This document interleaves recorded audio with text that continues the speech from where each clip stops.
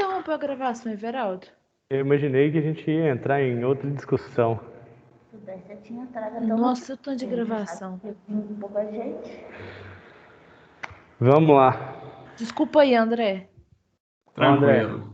Vamos lá. Nós temos essas três tabelas aí. Cliente, pessoa e fornecedor. Sim. Eu queria saber, Veraldo, se não é mais indicado a gente fazer uma tabela só com o nome de pessoa.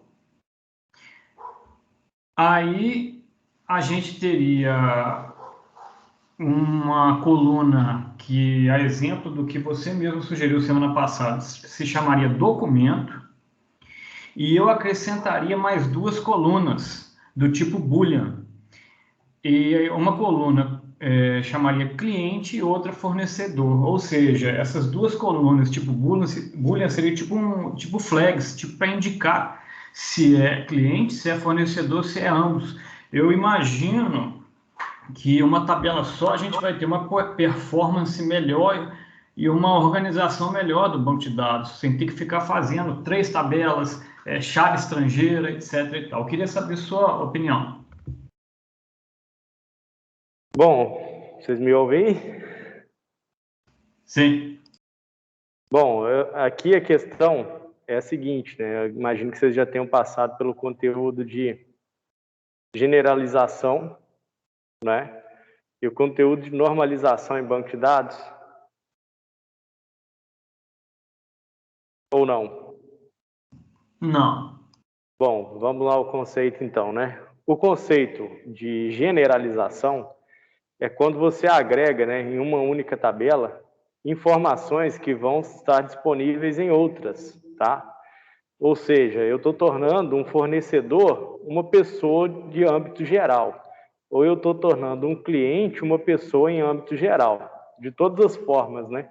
Cliente ou fornecedor são pessoas, tá? Esse é o ponto de vista de generalização. Do ponto de vista de normalização ou especificação, eu estou especificando num caso aqui que fornecedor é único e exclusivamente fornecedor, né? A gente vai depois criar aqui um conceito chamado view, onde a gente agrega duas tabelas e virtualmente ela parece ser uma só. E desse outro ponto também. Justamente eu deixei a questão da análise, né, para que vocês fizessem estudo. Muito interessante o questionamento, do ponto de vista do funcionamento, nenhum problema, a gente poderia colocar em um só. Mas eu gostaria muito que vocês acrescentassem informações que são específicas de cliente, tá? E informações que são específicas de fornecedor. Justamente para que a gente possa trabalhar também alguns outros conceitos da programação orientada a objetos posteriormente, onde a gente vai trabalhar com o conceito de view de CRUD. Por quê? Suponha, André, o seguinte, na seguinte situação, eu vou ter aqui pessoa, né, e um campo para especificar se é fornecedor ou cliente. Mas em uma determinada situação aqui, ó, essa pessoa, ela vai ser ela vai ser, por exemplo, um cliente, tá? Que eu vou fazer para ela uma movimentação de saída de produto para um cliente, e essa mesma pessoa é um fornecedor, né? Vamos supor aí que seja uma loja de conveniência, essa pessoa foi e comprou, por exemplo, guardanapo, né? Ou papel, lenço de papel, em um determinado dia, e aí essa pessoa também passa a fabricar brownie, né? Numa lojinha local de conveniência, eu compro dela aqui. Então, eu precisaria saber diferenciar quando essa pessoa, por exemplo, é fornecedora ou cliente, até do ponto de vista estratégico, né? Se eu tenho uma movimentação em aberto de um cliente, eu posso depois fazer um abate aqui do fornecedor. Enfim, são inúmeras outras situações. Seria muito interessante a gente colocar informações adicionais aqui, justamente para justificar esse desmembramento, né, de pessoa aqui sendo um cliente ou um fornecedor, ou no terceiro caso, sendo ambos. Mas assim, dá para solucionar da mesma forma. Só que essa aqui é uma forma mais indicada de que seja feita. Porque mais cedo ou mais tarde a gente vai começar a conflitar nessas questões aqui, onde a pessoa é tanto cliente quanto fornecedor, e à medida em que o sistema pode crescer aí, né, a gente vai especificar, por exemplo, né, ó, eu só vendo para clientes que não são negativados, ó, eu vou fazer promoção para clientes que fazem aniversário em julho, e que compraram mais sei lá, de 7 vezes durante o ano. E aí a gente vai entrando nas especificações. Tá bom? Beleza. Então tá bom. O que eu preciso agora é que vocês me ajudem na análise, tá bom? O que mais a gente vai acrescentar aí, em cliente ou em fornecedor?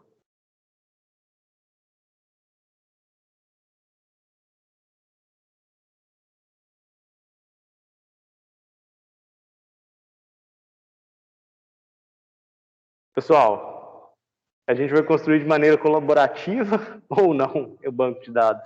O que a gente precisa acrescentar em cada tabela que você fala, Everaldo? Isso, o que você acrescentaria ali em cliente, por exemplo? Endereço.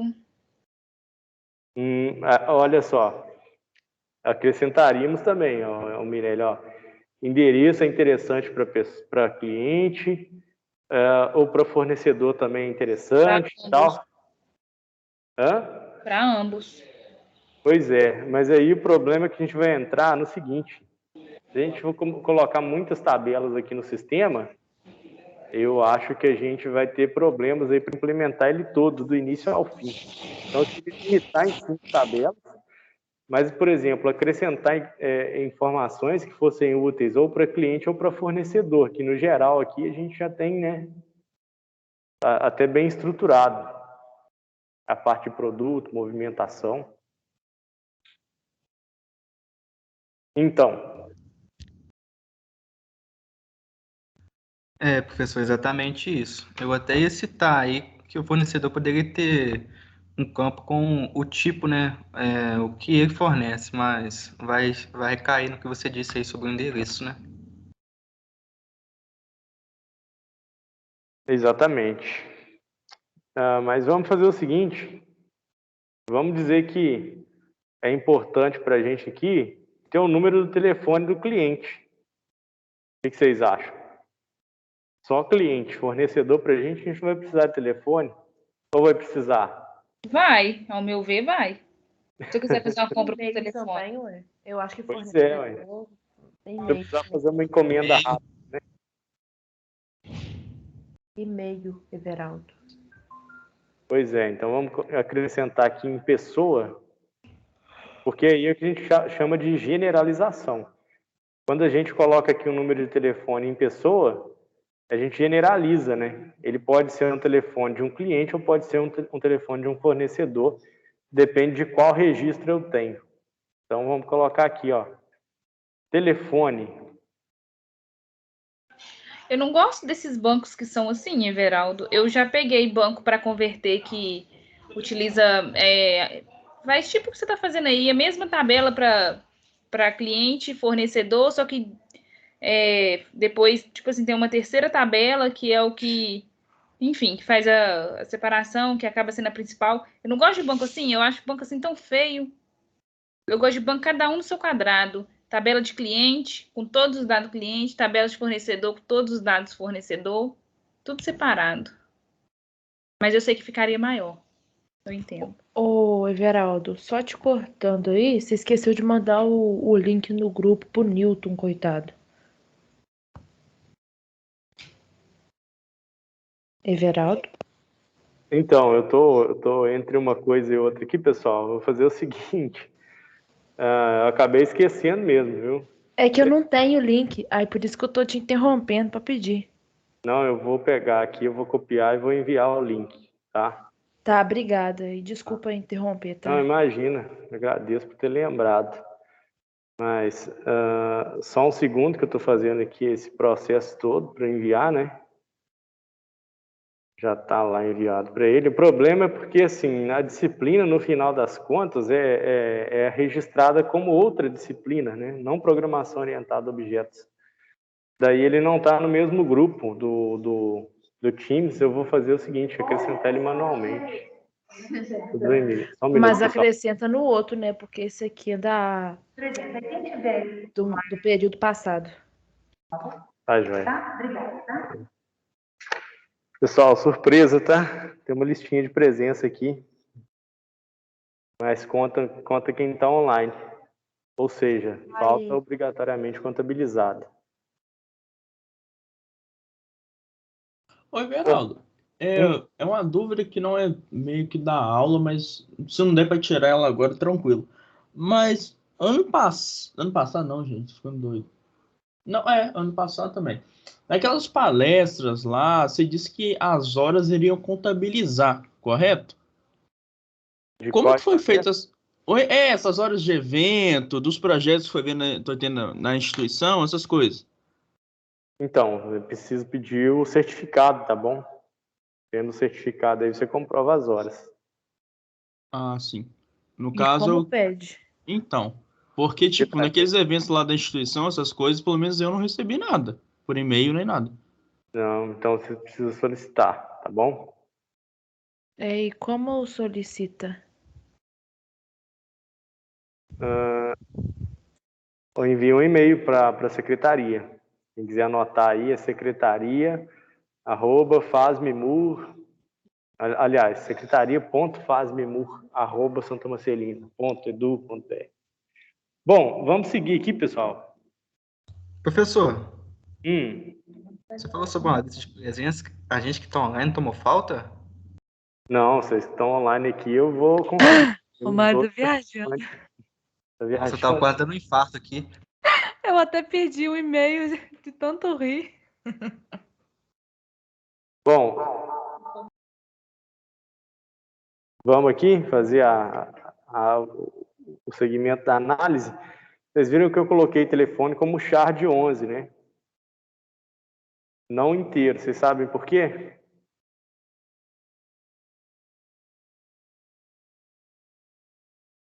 Eu não sei. É o seguinte, pessoal, para a gente colocar um valor do tipo int, ele tem uma limitação de dígitos, né? Você colocar 11 dígitos, um na frente do outro, ele não passa a ser int, nem big int. A gente vai trabalhar com um tipo de dado aqui no MySQL que vai pesar muito para a tabela. Então é preferível que a gente, mesmo guardando caracteres numéricos, trabalhe com char no MySQL, só para lembrar, tá? Mesma coisa acontece com CPF, tá bom? E além aqui do telefone, a gente vai colocar e-mail, que vocês solicitaram aí, né? O que é ideal aí para e-mail, pessoal? Opa, tô até errando o negócio aqui, ó. Aqui não é e-mail, não. Essa tabela é pessoa, Deus me livre. É coluna e-mail. Qual o tamanho? Sei lá. 100, 150, porque tem nego que coloca o e-mail no tamanho enorme. Quanto? 150? Vamos colocar 100. Deixa 100 que pode ser que, enfim, nem tanto o céu, nem tanto o inferno, né? Nem 150, nem 20. Vamos deixar aí 100. E e-mail não obrigatório. Vocês vejam aí que eu não marquei como obrigatório. O valor padrão aí do e-mail não informado é nulo. Tá? Vamos colocar o que aqui em cliente, pessoal? Vamos acrescentar duas informações aqui para não deixar passar em branco. É o seguinte, ó. Eu vou acrescentar uma coluna que é a data de cadastramento, tá? Tanto em cliente como em fornecedor. Aí você vai falar assim, pô, então você coloca então em pessoa. Aí que está. A gente pode diferenciar, né? Que uma pessoa foi cadastrada como cliente, sei lá, no dia 10 de janeiro de 2021 e como fornecedor no dia 17 de outubro do mesmo ano. Então, são informações diferentes, tá bom? A gente até ter como diferenciar aí, ter uma utilidade aí para essa generalização e normalização que a gente fez. Qual o nome que você vai colocar? Eu vou colocar data cadastramento. Do cadastro, não é mais bonitinho, não? Data cadastro? É, Tá bom. Seja, cadastramento é muito grande. data, cadastro. E a gente vai colocar o quê? Data ou data e hora? Só data, tá bom, não? Tá bom, só a data. E aí não pode ser nulo, né? Aqui, ó, no fornecedor, data cadastro também. E aqui, ó, date. Não nulo. Pronto, pessoal, a gente Ah, consegue? a data cadastro você não colocou no de pessoa, não? Não. Não Por coloquei. quê? Já Porque, que é a mesma para os dois. porque, na verdade, aí a gente teria informação redundante ou informação não confiável. Porque seria data de cadastro de pessoa, qual delas? A de cliente ou a de fornecedor? Então, não seria necessário. A gente já teria esse registro aí que é feito inicialmente e depois não se mexe mais. Tá bom? Entendi. A gente fecha assim? Ó, depois que fechar isso aqui, é gestão de projeto. Se tiver erro, a gente tem que voltar e corrigir. Se tiver coisa faltando, a gente tem que voltar e acrescentar. Podemos criar Hashtag medo. medo, né? Isso não é nenhuma ameaça, isso é mais uma observação, né? Pronto? Vou fechar o banco de dados desse jeito então, pessoal, tá? Quem Tira um utiliza... print, manda pra gente aqui. Eu vou fazer o seguinte, eu vou fazer melhor que isso, tá? Eu vou vir aqui em arquivo, exportar como PNG, aí exporta esse modelo. Na verdade, eu vou exportar várias vezes, vocês podem ficar tranquilos aí que eu vou enviar isso no finalzinho da aula, tá? Programação Eu não orientada. tenho essa ferramenta aí, não. O Workbench, não, pode ficar tranquila, tá? Eu vou dar um contexto ainda sobre A gente o não vai banco. precisar disso, não, vai? Vai precisar do banco de Eu tenho dados. que o que a Miriam usa, que é o DB Design. Você pode utilizar, enfim, o que vai importar no final das contas mesmo vai ser exclusivamente o SQL, tá? O SQL Mas eu tenho. vamos com calma aí que eu já vou dizer o que vai acontecer. Esse banco de dados ficou salvo como programação orientada a objetos 2, não foi? Desse jeito? Acho que sim. Outra coisa, ó, eu já salvei essa imagem, tá? É que eu vou enviar para vocês. Agora eu vou fazer o seguinte, ó, por que eu utilizo o MySQL Workbench? É uma ferramenta da Oracle, tá? Que é a detentora do MySQL. A gente modelou aqui todo o banco de dados usando a ferramenta de design. Agora eu vou vir aqui, ó, banco de dados e vou em Forward Engineer, tá? Onde a gente consegue, através do modelo, gerar o SQL. Tá? Eu vou selecionar aqui a minha conexão local, com o banco de dados local. Ele já tem aqui, ó, o host e o usuário, né? Padrão. Na hora de criar o banco de dados aqui, eu vou pedir para que ele crie todos os scripts, né? Em próximo. Vamos descer. Só um minutinho, pessoal.